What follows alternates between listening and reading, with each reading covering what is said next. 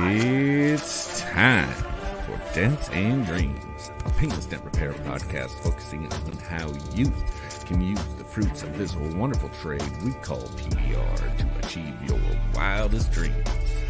I'm John Bideen, your friendly neighborhood dent reaper and host of Dents and Dreams. Now, let's get started.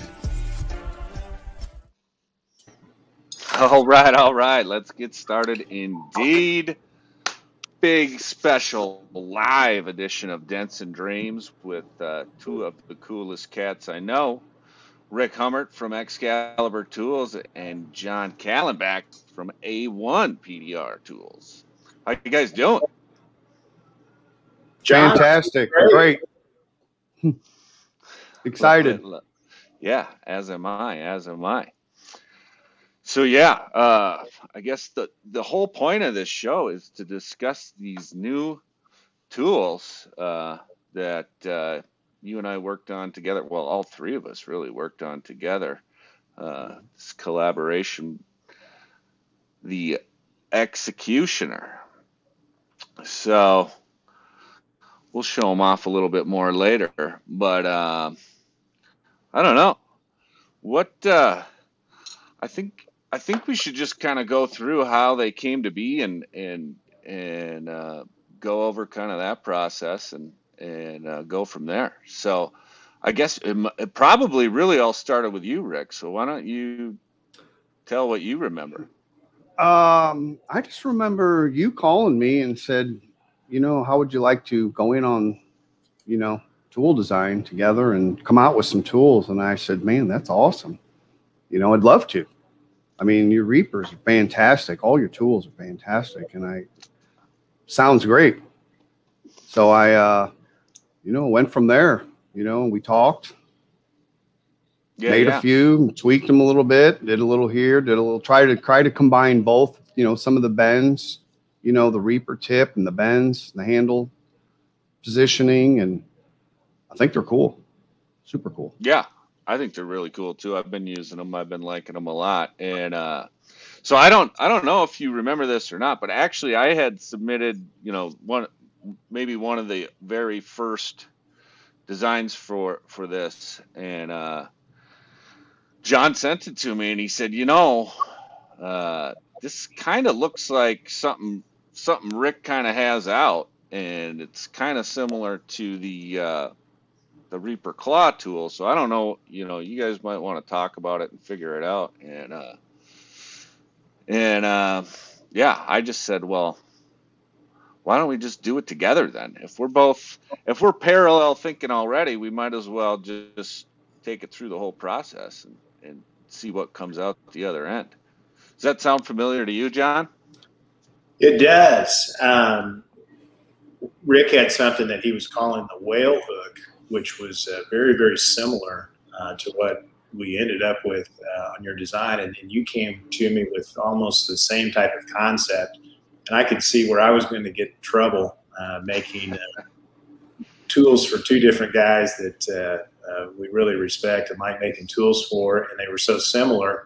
It was going to be this, we've inappropriately shared information with one or the other of you, and I didn't want to get caught in between that. And so, yeah, you guys got hooked up together, and a lot of back and forth. I think we've got more R&D, perhaps, time in this tool, maybe because we've got more than one person that's contributing to its design and its process. I think we've been working on this for maybe 4 or 5 months. But really happy with the end result, and I think they're going to be a hit.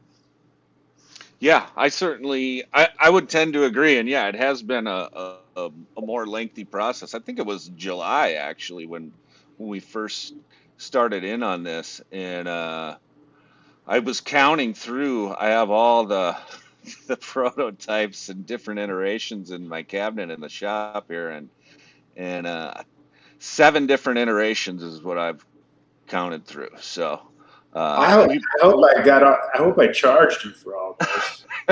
Yeah, I'm gonna have to go back through my record. Yeah, there was a lot of different bends, lot of different bends on them to get them right. And I think we were going to bring them out at MTE, right? Is that's what we were waiting for, right? That's right. We were going to hit MTE with this big splash, and that was kind of the goal. And we got there. And you said we did 7 iterations or prototypes, but it really did get better with each one. And it wasn't like all of that time was spent in vain. They really did get better, and I think they're great now. Yeah, I would agree. Definitely incremental improvement all along the way. And yeah, and I should give a big shout out to Ryan Bunt at Dent Guy Rye on Instagram. If you guys know him, he was one of our testers, and he's hooked up with DentSmart now and is just steadily pushing hail, and he's the hood guy over there, and so he's had a lot of good feedback he's given on it, and between him and us three, I think came up with a winner here. So, and it's really sad that we're not able to put them in everybody's hands at MTE here, and I'm real depressed about that. I don't know if you guys saw my Instagram post, but I did cry the day they canceled MTE, but we'll just do our best with what we got here, and and hope for the best. So, but yeah, so I mean, this is the general concept.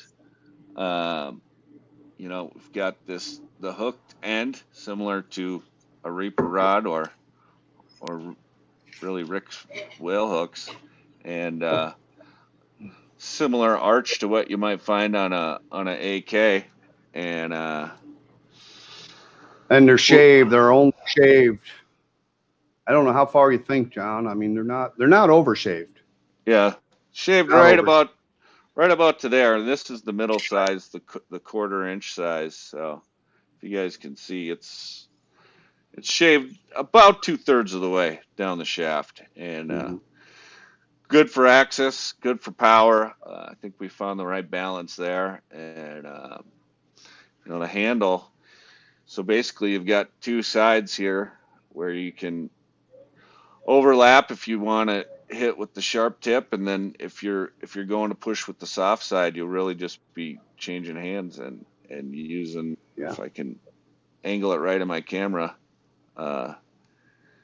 using that soft side to push with your other hand, and be left and rights. And it's got a nice shave on that edge. It's got a nice shave, this backside. It's not too sharp. It's shaved it's not razor sharp, but it's kind of sharp, but not razor, Right. That was something that I didn't realize at first in one of those first prototypes. We didn't do anything to this radius side, the soft pushing side, and both of you came back and told me, no. That's part of the beauty of this tool, is that you've got this sharp point out here, which everybody knows how that one is used. But back here, you've got this radius corner that you can do a lot of soft pushing with. And so it's a dual function tool in that regard. Also, you get so much more power.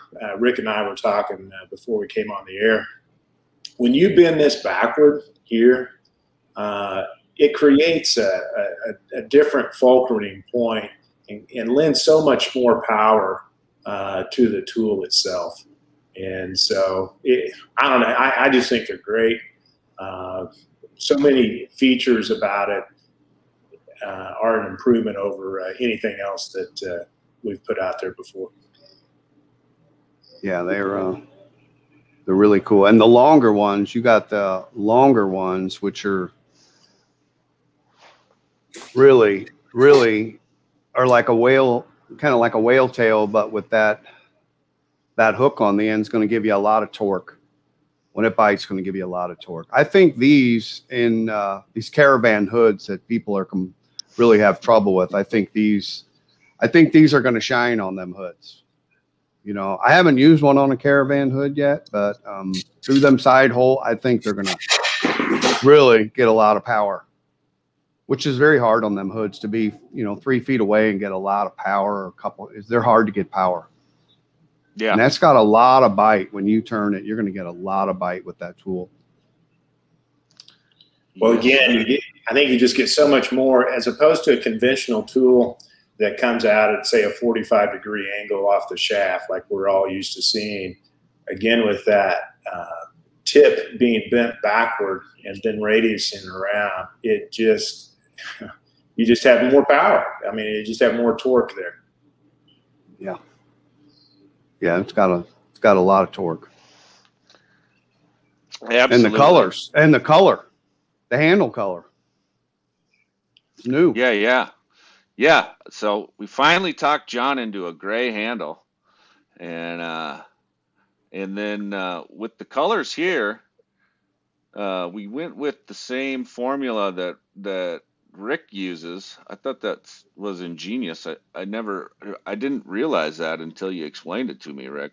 But every diameter has its own color. So the 5/16 will have the red kiss on the end of the handle, and the quarter will be yellow with the gray, and the 7/32 will be orange. And that way you'll know when you pick them up which one you got, and it'll be lots of little touches just to make it easier when you're grabbing for your tools. Yeah. You know what you're going for, and you'll know if you're grabbing the left or the right. Right. Which one you're picking up, yeah. Which diameter helps out a lot instead of wasting time picking up wrong tools. Yeah, it really it does. Saves a lot of time. The handles really did come out nice. I didn't think gray was going to look as good as it did, but it really turned out nice. And I like the identification factor as well well, both of you guys use actually to identify tools. It's helpful to technicians grabbing the right tool. Yeah. Yeah, it saves time. Definitely saves time. Yes, sir. Yes, sir. Oh, we got Ryan in here. What is he saying? Dual functionality lets you choose how you want to push depending on the sharpness of the dent and the metal you're working with. All in one tool. Yeah. Yeah. Love it. Love it. Thanks, Ryan. Yeah, thanks, Ryan, for testing these for us. I think he may have pushed more dents than anybody did with those things and had as much feedback as any that was helpful to move forward with it. Yeah, and these curves are like the AKs where they just curved enough to get over where it keeps your handle, your hand away from the panel. Just enough curve to get in there to fish through. You can get this in a hole and fish it around that hole and get in there without, brings your hand down. Yep. Yeah, and that was the arch was one of the things we really, really worked on because we have this dual function handle. It's long, a little bit longer on both sides. So getting the curve and the handle length just right, because we were running into bumping the other end of the handle on the back side of the hood or whatever we were working with. So yeah, you don't want to over curve it. You want to get it. There's that fine line where it's just, I think it's just right. So it takes a lot of playing with, practice, trial and error. Absolutely. We should give a shout out to Mike Glidewell as well, the host or co-host of the RWO podcast, which I heard a little rumor that Rick might be on that on Monday. So when that one comes out, listen for that. Hey, Rick was telling me before we got on that he was probably going to be coming out with his own podcast too. I'm not that talented, with these computers, and I'm not that funny. So I think I'll stick with the tools, I think, what I think we ought to do is like me and John, A1 John, we ought to come out with one together, like me and you would do one together, and I'm sure we could get our children or girlfriends, wives, whatever to watch, but I don't think anybody else is that interested. I think it probably would. I think it would probably, I don't know, might not do as well. Yeah, maybe not. We better leave it to the experts like Vidine. Right. Yeah, the experts. You guys say all this while I had to move locations because I'm having technical difficulties here today. You guys were sitting in here chatting it up the whole time while I was trying to figure it out. So we notice you have no fire going. You know, I know it's cold. We're in Minnesota. I expect to see a fire in that fireplace. You know. Yeah, it's mostly decorative. We got problems with the flue in this thing, and the repair for this fireplace doesn't. But you notice the difference. I have an air conditioner behind me. Okay, so you got a fireplace. I got an air conditioner, and it is cold here though too. Yeah. Well, and yeah, it's cold here. It's supposed to be freezing rain and snow later, and I'm actually, as soon as we're done here, heading to a Dent Tech meetup over at Dent Craft in Wayzata here. I think all the Minnesota guys know about it. I think there might even be a couple guys coming from Wisconsin, but I know there's guys traveling far and wide, and I really hope the weather holds. But look for that as well at that Dent Tech meetup. I'm going to try to go live. Let as many guys get their hands on these things as possible, and you know, see if we can get some immediate feedback there, and hopefully guys like them as much as we do. And try them out. That's what you got to do. You got to get them in their hands. You know, that'll be fun. Yeah, I wish I could go. It's a little far from here, but I'd like to go. You know, John, you've already talked about it, but and you know, I'm not I don't live to go to MTE, but now that it's here, I'm really missing it. I mean, partly the weather. I mean, we're about 35 degrees today or something like that. But yeah, just miss seeing the guys. And it's a great event. It's a lot of work. Rick can tell you about how much work it is to get a display together, set up, travel, do all of that. And it's expensive. Right. But there's really nothing that quite replaces it. I am happy that you guys take to social media and push this stuff out there. And that's the best that we can do right now. But looking forward to the day we could get back together again. Yeah, I was excited. I was ready to go too. I mean, this shop here is all full. I have the whole display built. You know, I pre-built it to go down there so it looks nice, and I have all the tool racks set up, and I was getting it all done, and wow, you know, what are you going to do? Yeah, and you just don't start doing that stuff like a couple weeks before. I mean, you work on it for months, and anyway, we'll get to do it again. We'll do it again. Yeah, knock on wood for sure. Yeah, I'm definitely sad about that as well. And I went the route. There's a contingent of PDR guys that switched their travel plans down to Key West. So I'll be down there. Glidewell and Mitchell from RWO will be down there. Kevin Bird from Dentcraft. Bunch of different techs. Shout out to James Cantrom Bone Stent Repair. He'll be there as well.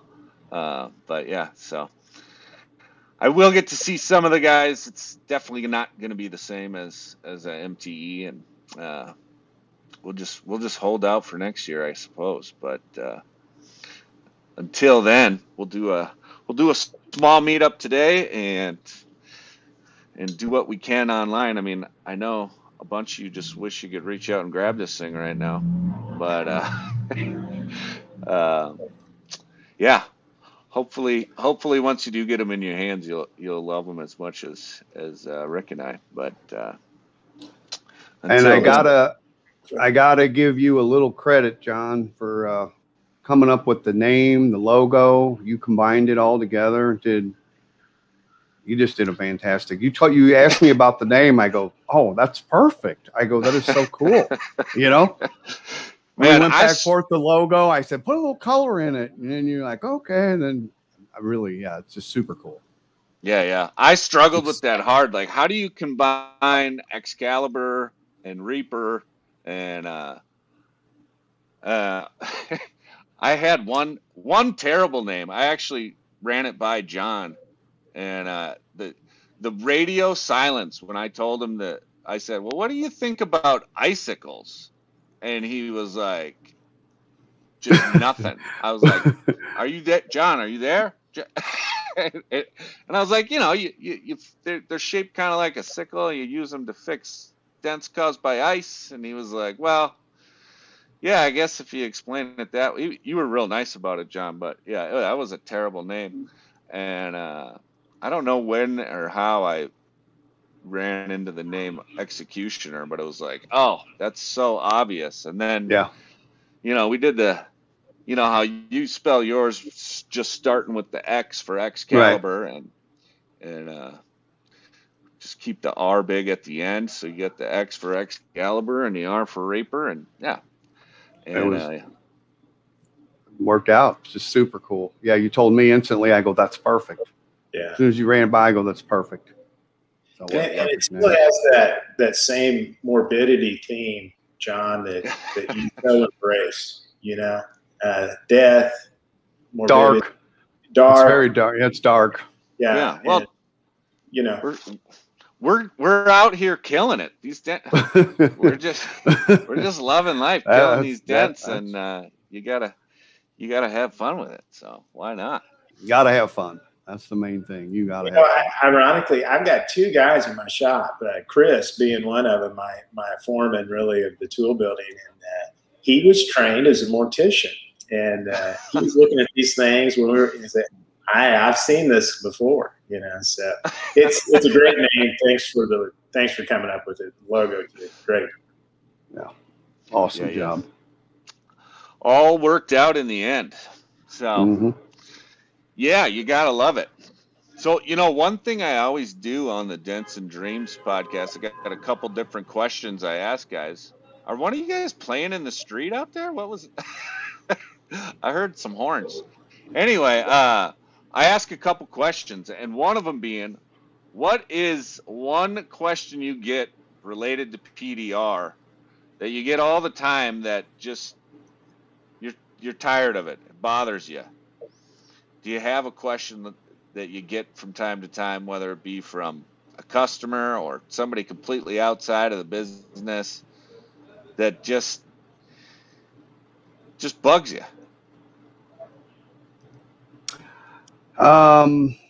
Well, I told Jim the other night, Mitchell, this. We used to put that reflection board up. If you remember, before we had lights, when I started, we had just a reflection board. And everybody would say, what does that thing do? And I had a question mark on the back with an X. I had on there, you know what I mean? Do not ask. Because it went, I'm talking every day, when you would be fixing something, or what is that now? What is that light? You know what I mean? What is that light? That's one that people say, what does that light do? That's probably I guess we understand it because we're so used to it. We know it's just an everyday part of the business, but people that don't fix cars have no idea. So that's the one that just drove me, I'd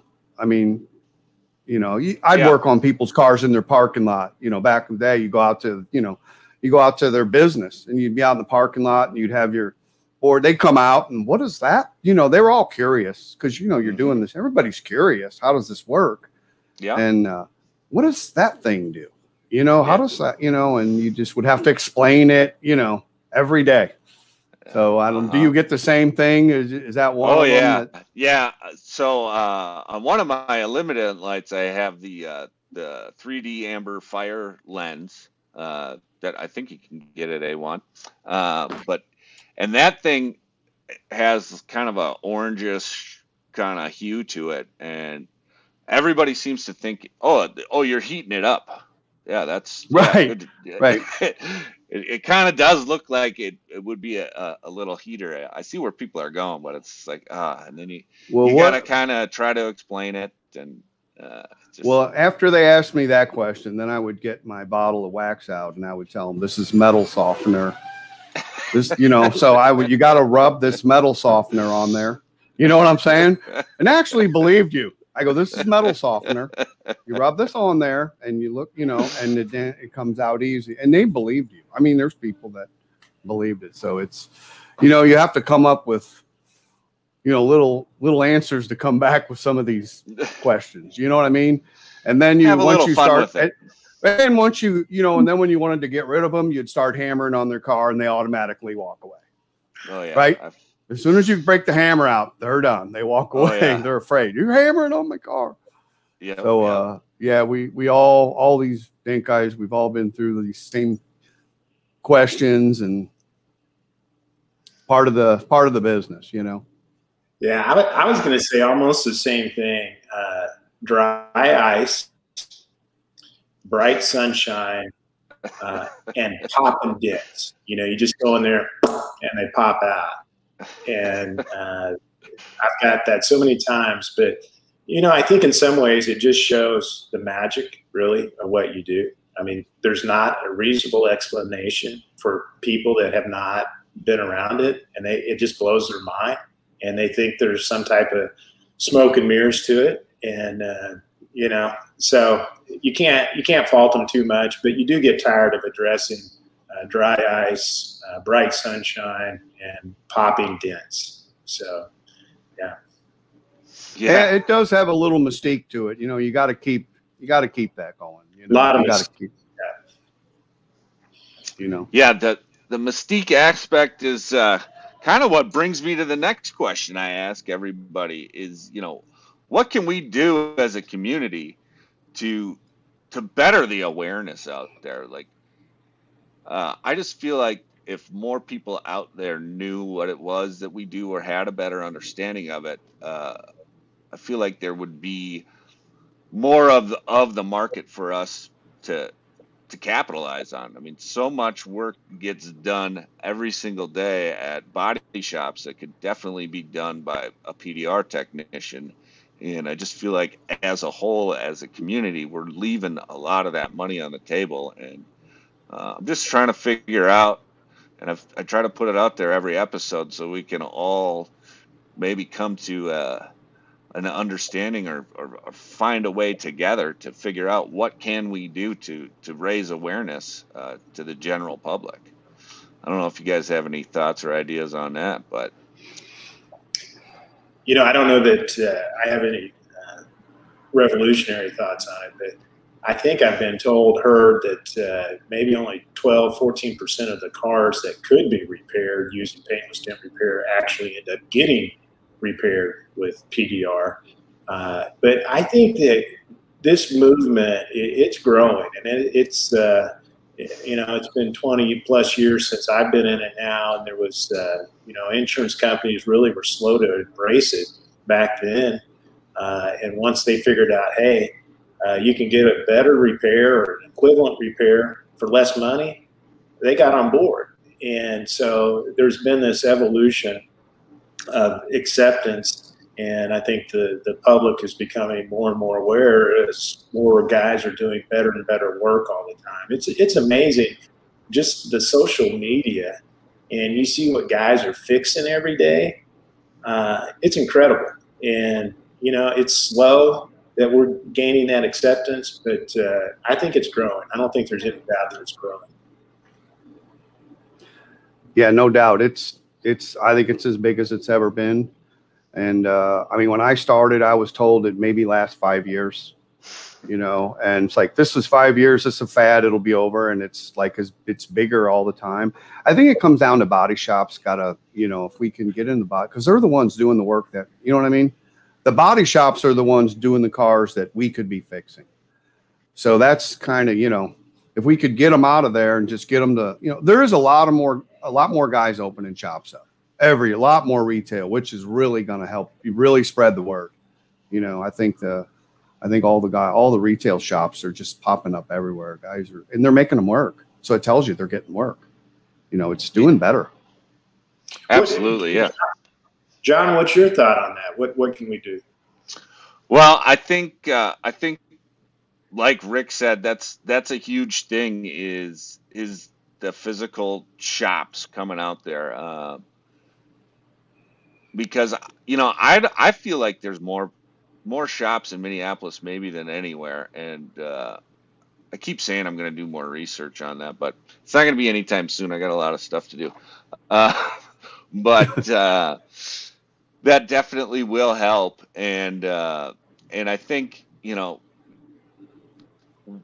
piggybacking on the previous question, you know, when we do get those annoying questions of, you know, what does that dingboard do? Is that a heater? Or like, did you lock your keys in the car? You'll be in there working a dent down the window. Window's open. People walk by. Oh, did you lock your keys in the car? Or, you know, just there's all of these little examples of just dumb questions, and it's so easy to get annoyed. But I think we need to take those opportunities to really explain to people what we are doing and how it does work and how it is better, and push it out there. And then I think too, you know, social media, just if guys would take the time to explain a little bit better on the videos and, or, you know, before and after images that we post, I think that would help as well. And, you know, I don't think we're going to get a Super Bowl commercial anytime in the future, so it's going to be kind of a slower process. But I think I heard Excalibur was doing a Super Bowl. Well, I don't know. I was doing it with Anheuser-Busch, but you know, we pulled the plug. You know, oh, they pulled the plug. We, you know, Anheuser-Busch here in St. Louis, so you know, Right. that's kind of hooking up with them. So Yeah. I knew you were working with them. Yeah. Yeah. But getting back to, you know, what you were talking customers, I think the quality of repairs today are the best they've ever been. The quality of techs. And there was a bad name for a while in PDR. People knew what bad PDR was. I had people go, "Are you going to drill a hole?" You know, they'd ask me. I'm like, "Well, how did you know?" Well, you know, they've experienced that. So, you know, it's the quality so much. It's a better standard. You know what I'm saying? And I think it's just helping. I think it's just going to get better. It's all going to get better. Yeah, I would agree with that too. And I think, you know, I think the social media aspect of it, and, you know, all of the training that's available out there now, the, you know, the online training platforms from, you know, Dent Trainer to Real World PDR to Christopher Ray's got some really good stuff out there, and the quality of training just seems to be going up. And like you say, all these guys, we can all talk, and there's so many powerful Facebook groups, and, you know, if guys have questions, you know, so many other guys are out there answering them, and we're all, you know, before, when I first started, it was kind of, you know, Wizard of Oz, like behind the curtain, don't tell anybody anything, and, you know, put your tools down if someone in the body shop comes up and asks you about it. So I think the more and more we get out there and show what we're doing and explain it better, and the more people that actually understand what it is, the better off we're all going to be. So, Agreed. so we did have some questions in here. See if I can find it here now. Somebody was asking what the options for the executioners were for purchase. So we're going to have a 6-piece arched set. So it'll be a right and left set, 6 pieces. So there'll be the 7/32, the quarter, and the 5/16 in right and left. So that 6-piece arch set will be $4.99, and then the straight versions, obviously you don't need a left and right for the straight ones, and that'll be a 3-piece set at $2.49. Just so you guys know, there's that. Somebody answered them. Whoever asked. Oh, here we go. Yeah, so there you go, Alex. That should answer that for you. And then there was one other thing that I wanted to talk about. I don't know which side of my hat it's on here. I wanted to talk about VTE a little bit here. Can you tell guys what you're doing next week, John? Yeah, Friday, we're going to do our second VTE at 1 o'clock Central Time. And, of course, we'll have all of your guys' stuff, Dent Reaper, Excalibur, and we've got some new product reveals that we're going to be doing there. Rick's got some really cool stuff that's going to be released at that event. We've got, I don't know, a half dozen, maybe 8 or 10 different new things out there besides the executioners that you're revealing today. So, you know, we were really gearing up for MTE this year in Orlando. Had a lot of new stuff we were wanting to push out there, show people. And, you know, again, that's why you hate to see that event be canceled. But this is the best that we can do for this year, and we'll get that shown this coming Friday. So be watching Friday, 1 o'clock, VTE 2. Friday the 5th, 1 Cool. p.m. Central Standard Time, VTE Can't wait. 2.0. Let's hope there's not a 3.0. I'd rather it be in person, but VTE is definitely, you know, doing these virtual things is, you know, the best we can do with what we got. So, Yeah. Hey, There is. and you didn't mention it, John, but they can buy these tools on the executioners on your site. They can get them on Excalibur's side, or we'll sell them on our side, A1 Tool as well. So we're all we've all got them ready to go. Absolutely, yeah. DentReaper.com. Is it ExcaliburTools.com? Yeah, with an X. Then, Everybody spells it with an E, but yeah, I did it with an X. You know, I just didn't like I like the X. So it's great. normal. But yeah, it's ExcaliburTools.com. And we're all in this together. Right? absolutely. We're all in this together. Yeah. One big We're- PDR family. One big happy PDR family. Yes, What it is. Yeah. Hey, I want to And say we've never done this collaboration like with more than one tool designer, builder, and whatever. You guys have been absolutely great. I mean, I knew you would be because you have been anyway in doing your own thing, but adding that other element of having another guy and kind of sharing the whole stage and all of that, you guys have done well, and I'm just happy to be a part of it. Thanks. Well, we couldn't Me do it too. without you, John. Yeah. Right. And yeah. Yeah. I was I telling don't. Rick before too that you know, it's a good thing I'm not actually out there building the tools. Rick's always complimentary of our quality and this and that, and I'm saying, well, you know, Rick, I don't really do anything out there, but anyway, yeah. Yeah. Well, No, these guys. Go ahead. These guys are. You guys are just fantastic. I mean, the quality, they're the same every time. They're hand ground and hand bent. And I'm always telling people there's an art to these building tools. You know, I build one, I can send it to John but I go mass produce it where it's the same consistently. There's a lot of skill in that.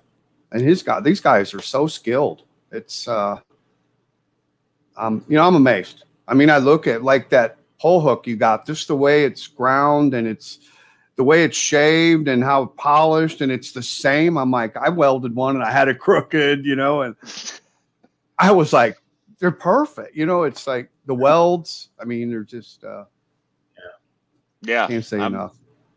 I'm We're proud. every You know, we're time as proud. well. Yeah, we're proud to, you know, say you're making them. You know what I mean? I'm proud.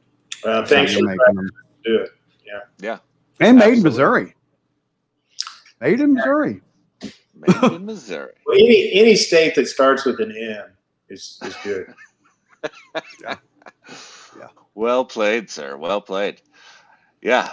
Minnesota, Missouri, doesn't matter. No, but yeah, I would just echo what Rick said. You guys do a great job. The whole team over there, everybody from, you know, Tom and Brian answering the phones and putting stuff together and handling everything. But yeah, the guys grinding these, my heart goes It's out to amazing. them. How many burns do they have on their forearms? Do they have to wear some sort of protective gear? Or I just got to imagine the sparks flying in there. Got to be it's got to be quite the show when it's in full. Yeah, tilt. well, they use PPE too, but it's a little different than what you've been hearing about. But yeah, there's some metal flying. Got to love it. Got to love it. Yep. Well, super cool. All right. Well, I'm gonna get ready to head over to old Don Kavanaugh's shop over there at Dent Craft, and a shout out to him once more. And if anybody's within driving distance, head on down. I think starts at 2 p.m. and we'll probably be there until early evening. I guess we didn't put an ending time on it, so but and if you don't make it there in time, just hit us all up. I'm sure there'll be some sort of shenanigans afterward. But yeah, I don't know. Do you guys did I miss anything? Did I forget something? I think we pretty well covered it. I think we got to get some use out of them. That's what we got to do. Yes, sir. Yes, sir. Yeah. Well, hopefully the guys over at Don's shop will get their hands on them, get to feel them, and try them. And did you go over what they're made out of, the material? I don't remember. Did we go over that? I think you did, didn't you? I don't believe we did touch on that. That's what yeah. Can we go over that, John? What because we discussed strength. We like strong tools. We like the strength. So let's go over what they're made out of. Yeah. So that's it's a high carbon spring steel. And for this particular application, I just don't think there's anything better. We make tools out of stainless, different types of stainless at different times, depending again on the application. But a stainless steel tool, and especially these smaller diameters like we're talking about here, this does not have the function of that spring steel. And then we're putting a black oxide coating over the top of it to kind of help with any type of corrosion prevention there. But that material that we're using, the spring steel for this tool, is absolutely the best. It's going to deliver the most strength. Spring steel has a very high ductility to it, meaning it can be stressed, it can be fatigued, and it returns exactly to its resting point and not affected. It's not been weakened. That's why it's called spring steel. It returns to its resting state. And again, for this application, I don't think there would be anything that we could substitute that would make it any better. Nothing. Everything else would fall short. Yeah, they're strong. Yeah, they're super strong. They're strong. Definitely. Yeah. Yes, sir. All right. All right. See, I did forget something. Thanks for pointing that out, Rick. Yeah. Well, it happens to the best of us, man. And to the best of us and me. So you are the best. That's what I said, man. It's you. John, tell everybody at Don's hello for us. And man, thanks for doing this morning. And I'm looking forward to filling a bunch of orders Monday for these XecutioneRs. I think they're going to be super hot. And again, I just want to thank both of you for letting me be a part of it. Awesome. Well, yeah, I thank both of you. Yeah, it's a three-pronged approach here, John. Don't discount A1's involvement at all. We couldn't do it without you. So right. Yeah, I'm honored to do it with both you guys. I just really appreciate it. Just like I said the other night, I never even imagined, starting a tool business. I just fix cars. I never even imagined it. But, I don't know. It's just weird how it just evolved. It just ended up, I would make this. And then one day I said, I want my own tools on my car. I just want my, that's when I started doing it. And yeah, guys been great. I mean, yeah. Well, I'm in the same boat, Rick. It all started with one tool and just continues to evolve. And yeah. Well, yeah, I went to John I called him one day and I said, do you want to sell some of my screwdrivers and my deck set? And he's like, yeah, we'd love to. And I went down there and I'm like, would you make some tools? He's like, yeah. I'm like, oh my God. It's like, this is, wow. Pinch myself. You know what I'm saying? It's like, cool place, We love tools. We love tools, right? Yeah. So yeah, it's we love tools. It's a fun field trip if you've never done it, and just to see them all those tools on the rack, and I'm telling people, we need to have an A1, John. You need to open house A1. I'm going to talk you into this one day. We gotta have a summer party at A1. Come on, there'll be a lot of people would come to that. Come on. Yeah. Well, and I can't reveal anything, but we have something maybe on the horizon as far as facility and so forth too. I'm saying too much, even saying that. Okay. That will be even bigger and better, and all of that. So awesome. Stay tuned. We'll make an announcement maybe. I'm drooling. All right. Well, yeah, we will definitely stay tuned to that. But until then, guys, stay tuned to the Dents and Dreams Facebook group, because we're gonna go live from Don Kavanaugh's a little bit later. Once guys get a chance to try these out, and we'll have some other new tools over there too. But yeah, cool. Should be a fun afternoon, and I gotta get heading that way. So we're gonna cut this a little bit short.